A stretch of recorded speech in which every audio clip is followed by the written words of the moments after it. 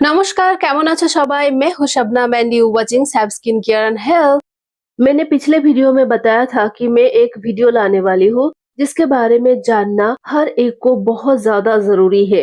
और आज मैं एक ऐसी प्रॉब्लम के बारे में बताऊंगी जिसे दुनिया भर में करोड़ों लोग सफर कर रहे हैं। आज की इस वीडियो में हम जानेंगे बॉडी में खून की कमी पैदा होने के लिए रेस्पॉन्सिबल कुछ बहुत ही कॉमन कॉजेस के बारे में, एनीमिया होने पर हमारी बॉडी में क्या क्या सिम्टम्स होते हैं इसके बारे में, और इसकी क्योर के बारे में, नेचुरल वे में इसे कैसे क्योर किया जा सकता है और हमें डॉक्टर के पास कब और क्यों जाना चाहिए, इन सब के बारे में आज इस वीडियो में मैं आपको बताऊंगी। तो आप इस चैनल को सब्सक्राइब जरूर करें और मेरी परिवार का हिस्सा जरूर बनिए, क्योंकि मैं इस चैनल में इस तरह की DIY होम रेमेडीज लाती रहती हूँ जो नेचुरल वे में आपकी हेल्थ और स्किन की केयर करते हैं, क्योंकि आपकी सौंदर्यता इस चैनल की जान है। जी हाँ दोस्तों, बॉडी में खून की कमी हो जाना एक बहुत ही कॉमन प्रॉब्लम है जिसकी वजह से बॉडी में और भी कई कॉम्प्लिकेशंस पैदा हो जाते हैं। तो आज की वीडियो की टॉपिक है एनीमिया। इंडियन फीमेल पॉपुलेशन में एनीमिया एक recent national family health survey data के अनुसार एवरेज 60% से ऊपर देखा गया है। ऐसा क्यों? एनीमिया यानी खून की कमी शरीर में हीमोग्लोबिन नाम की एक प्रोटीन की मात्रा कम हो जाना, या जब आरबीसीज कम हो जाती है तब हमारी बॉडी में एनीमिया यानी खून की कमी पैदा हो जाती है। इसका मेनली 3 रीजंस है।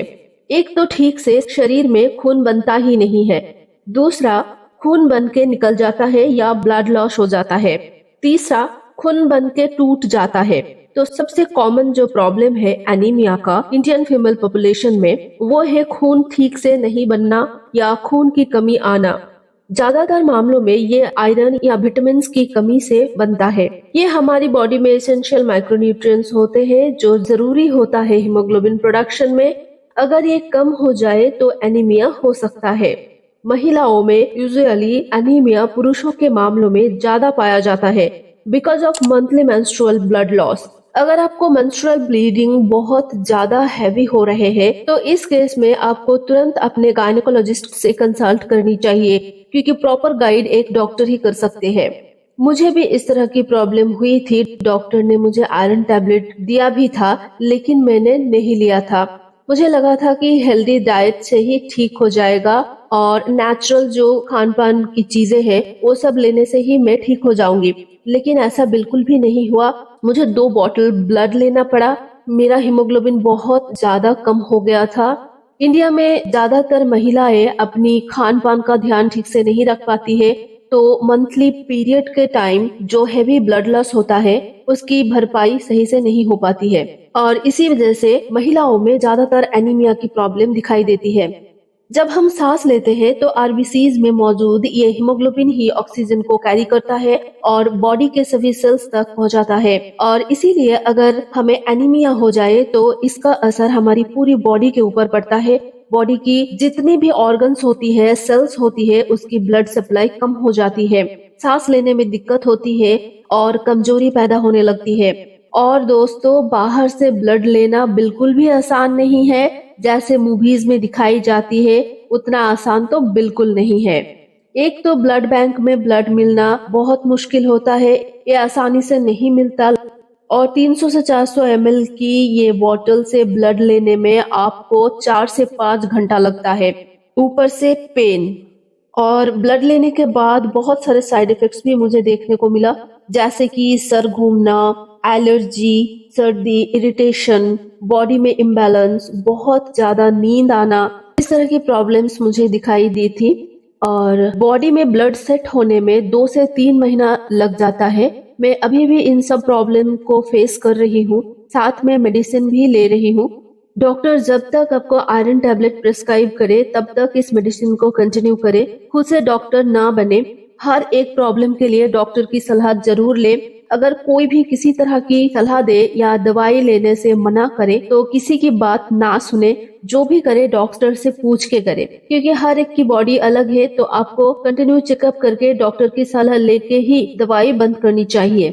और मुझे ये जो प्रॉब्लम हो रही है, ये सब चीज़ें बहुत नॉर्मल है ब्लड लेने के बाद। जब तक आपकी बॉडी में ब्लड शूट नहीं हो जाता, तब तक ये प्रॉब्लम आपकी बॉडी में आती रहेगी। और एक प्रॉब्लम होता है, वो है खून बन के टूट जाना। मतलब जब खून में मौजूद आरबीसी यानी लाल रक्त कोशिकाओं को नुकसान होने लगता है, तो सडनली बॉडी में ब्लड कम होने लगते हैं। ये बहुत ही रेयर केस है, काफी कम देखा जाता है। यूजुअली ये किसी इन्फेक्शन या वायरल इन्फेक्शन की वजह से या कोई मेडिसिन की वजह से भी हो सकता है। खासकर आयुर्वेदिक मेडिसिन से इस तरह की प्रॉब्लम दिखाई देती है। वैसे तो एडल्ट में 13 से 16 ग्राम पर डेसिलीटर और फीमेल्स में 11 से 15 ग्राम पर डेसिलीटर एक हेल्दी रेंज है हीमोग्लोबिन के। लेकिन अगर मेल में 12 से कम और फीमेल में 10 से कम हीमोग्लोबिन हो जाए तो उसे एनीमिक पेशेंट समझा जाता है।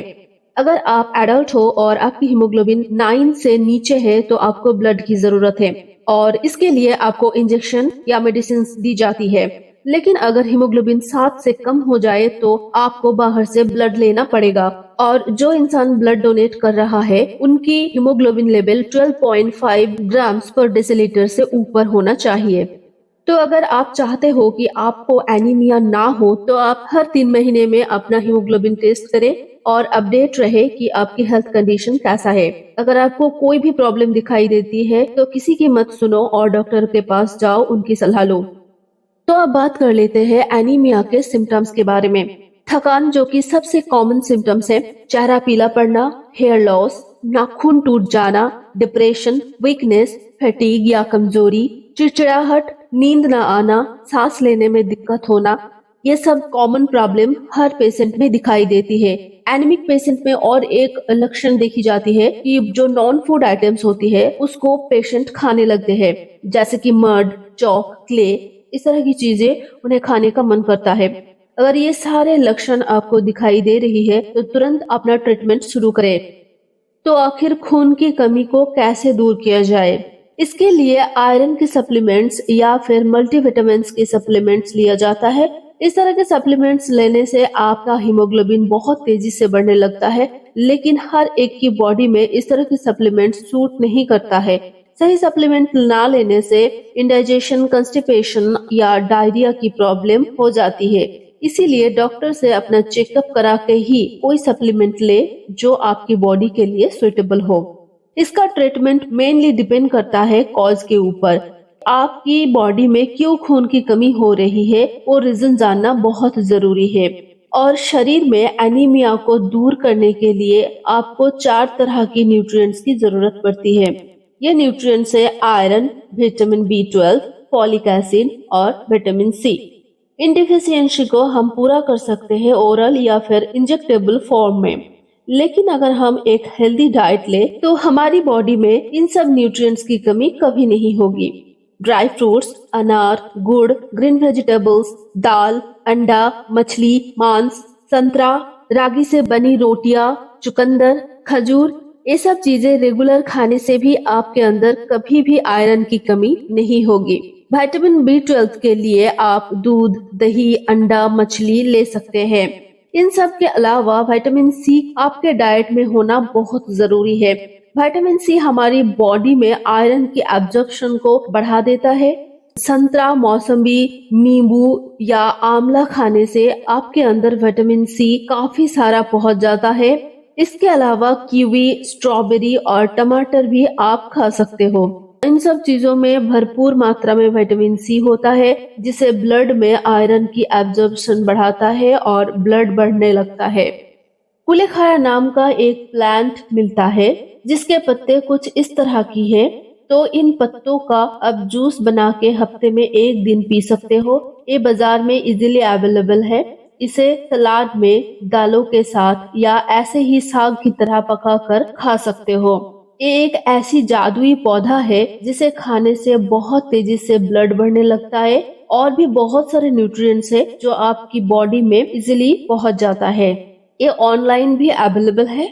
मैं पश्चिम बंगाल से हूँ, तो हमारे यहाँ इस पौधे को कुलेखाड़ा कहते हैं। आप कहाँ से हो और आपके यहाँ इस पौधे को कौन सी नाम से जाना जाता है, मुझे कमेंट करके जरूर बताइएगा।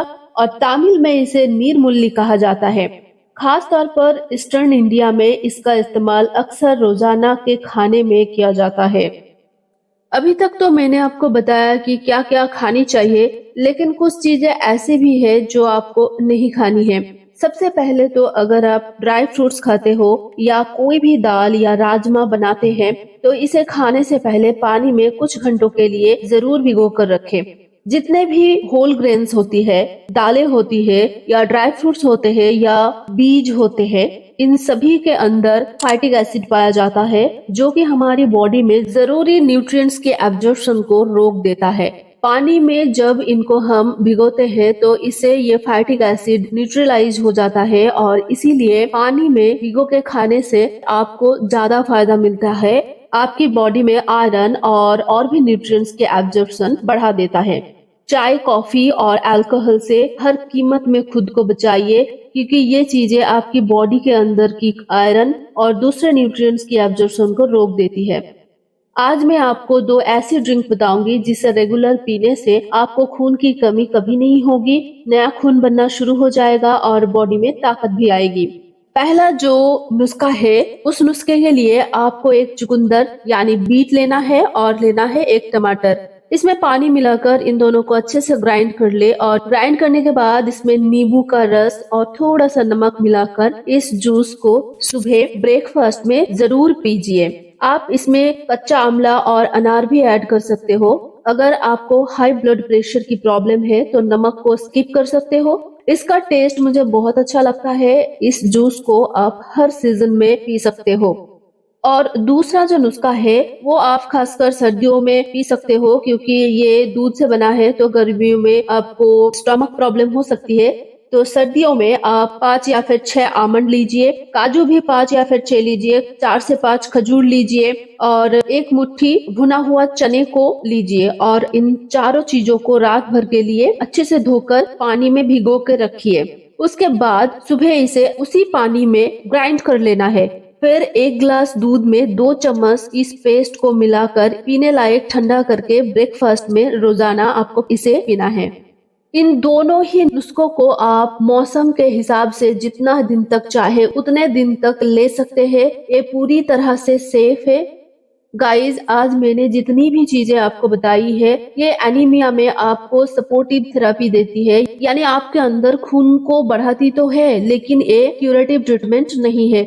इसीलिए अगर आपको एनीमिया की प्रॉब्लम है और आपको बहुत ज्यादा वीकनेस महसूस हो रही है, तो उस केस में हमेशा अपने डॉक्टर से पहले कंसल्ट कीजिए और डॉक्टर के प्रिस्क्राइब्ड की हुई दवाइयाँ रेगुलर लें। मेडिसिन के साथ ही आप चाहे तो इन रेमेडीज का इस्तेमाल कर सकते हैं। तो उम्मीद करते हैं ये वीडियो आपको पसंद आया है, ये जानकारी आपको अच्छी लगी है। एनीमिया रिलेटेड अगर आपको कोई भी डाउट्स हो तो आप मुझे कमेंट में जरूर बताइएगा।